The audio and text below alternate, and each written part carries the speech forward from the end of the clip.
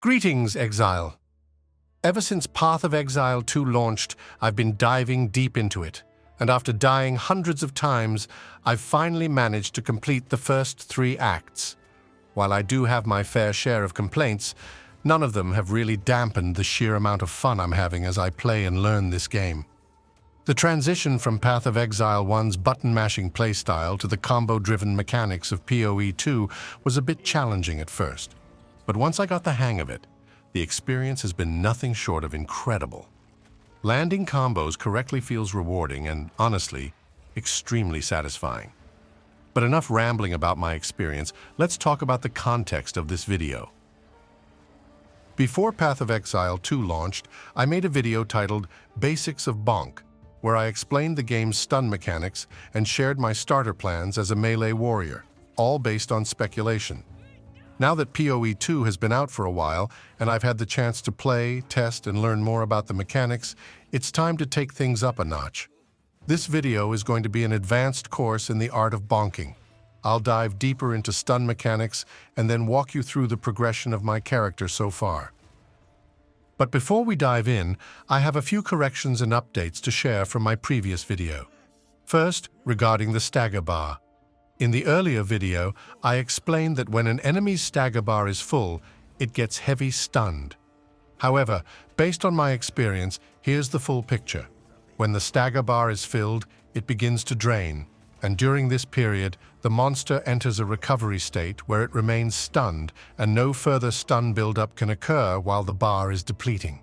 Once the bar is empty, the monster's stun threshold increases significantly for the next 8 seconds, during which the bar will appear orange. After 8 seconds, it reverts to yellow, and the monster's stun threshold returns to normal. Keep in mind, this works differently for normal monsters, who recover much faster and can still move during their recovery phase. Additionally, I need to clarify some information about gems. Ground Slam and Enduring Stuns currently don't exist in the game. Also, the Impact Shockwave support doesn't produce a shockwave like Bone Shatter as I initially thought. Instead, it deals the same damage in an area around the target. With those clarifications out of the way, let's move forward. Let's start with something simple. Stun buildup. When you hit an enemy, it damages their stagger bar, and the higher the damage of your hit, the more damage it does to their stagger bar. This is called stun buildup. It can be increased through modifiers from the skill tree, weapon modifiers, and gem modifiers, which allow you to deal more damage to the stagger bar without having to focus too much on scaling overall damage. Melee damage, especially physical damage, has much higher inherent stun buildup compared to other types of damage. This makes it ideal for a stun-focused build, as melee physical hits naturally fill the stagger bar much faster, setting you up for longer and more frequent stuns. Next, let's talk about something a bit unusual. Primed for stun. Primed for stun refers to the threshold when an enemy becomes vulnerable to a heavy stun. This threshold varies depending on the type of enemy. For normal enemies, it's 40%. For magic enemies, it's 60%. For rare enemies, it's 70%. And for unique enemies, it's 80%. When you have either the Bone Shatter or Staggering Palm gem equipped, you'll notice a yellow glow effect on enemies that are primed for stun. This is your cue to land a hit, and if you do so with Bone Shatter, it guarantees a shockwave.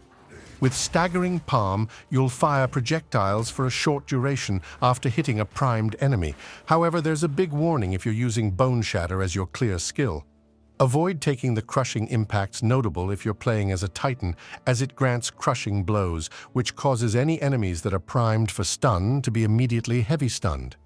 This completely bypasses the primed for stun mechanic, and instead triggers a heavy stun right away, which means you'll miss out on those satisfying shockwaves. So if you want to keep that bonus from Bone Shatter, be careful with crushing impacts. Now, we've talked about how to use stun to our advantage in PoE 2. But what about the player's ability to resist it? How important is stun threshold for a player? And should it be something you focus on? Well, the stun threshold for players is tied to their maximum life. When you take too much damage in a short period, your character gets stunned, interrupting any actions you were performing. Any modifiers that increase your stun threshold will raise the amount of damage you can take before being stunned, which is crucial for staying active in combat, especially for builds that need to channel or face tank damage. One key notable to help with this is Unwavering Stance, which doubles your stun threshold, allowing you to take much more damage before getting stunned. However, it comes with a downside. You lose the ability to use Dodge Roll, which can be a problem depending on your build and playstyle. If you're running a build that requires you to channel abilities or stand still and take damage, investing in stun threshold is definitely worth considering. Initially, your stun threshold is based on your life, so even if you take the Chaos Inoculation Keystone, which sets your maximum life to 1, your stun threshold will still be calculated based on your initial life. However, there is a notable call to asceticism that allows you to base your stun threshold on 30% of your energy shield instead of life.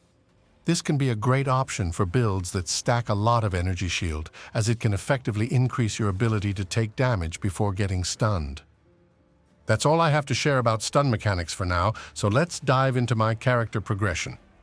I started my Path of Exile 2 journey as a warrior and have ascended into the Titan class, with nodes like Earthbreaker, which gives a chance to trigger shockwaves with every slam, and Ancestral Empowerment, which boosts the damage and area of effect of all slams. Titan has proven to be a powerhouse. This build focuses heavily on maximizing heavy stuns and utilizing combos to great effect. That said, melee in PoE 2 still feels more punishing compared to other archetypes. While slams can absolutely dominate bosses, clearing regular mobs can be a bit of a struggle. My current strategy involves using normal attacks to build up rage and prime enemies for stun, followed by Bone Shatter to unleash shockwaves for clearing. However, there's a slight hiccup. My high stun buildup sometimes causes heavy stuns prematurely, leaving me without a target for Bone Shatter and creating awkward moments during clear. But when it comes to bosses, it's an entirely different story. Here's a quick breakdown of the combo I use. Start with Mace Strike supported by Ruthless Support to prime the boss for stun. Follow up with Bone Shatter supported by Devastation to fully break their armor and land a heavy stun. Use Seismic Cry to empower the next slam, which will create an additional shockwave. Finish with Supercharged Slam supported by Exploit Weakness to deal massive damage to the armor-broken boss. This combo allows me to chunk down most of a boss's health during a single heavy stun. Currently, I've just reached Cruel Difficulty, so I don't yet have access to Uncut Gems 3 and the remaining 4 Ascendancy points. Once I unlock those, the damage potential of this build will only get better. It's been incredibly satisfying to execute this combo and turn bosses into mere obstacles on my path. If you enjoy our content, don't forget to like, subscribe, and maybe hit that notification bell to stay updated with all the latest uploads. Before we wrap things up, I have some exciting news to share. We've partnered with Mobalytics, and I'm now a creator on their platform. This means I'll be bringing you much more detailed build guides, something I've always wanted to do but couldn't fully manage before. Plus, it's not just me. There are plenty of other amazing creators there, some of whom you might already be familiar with. For this build, I'll include a link in the description where you can check out the skill tree and see the gems I'm using. Just keep in mind, this build is still a work in progress, and I've run into my own set of challenges with it, so I wouldn't recommend following it blindly. I hope you're enjoying this PoE-like game as much as I am. As always, thank you so much for watching, and I'll see you in the next one.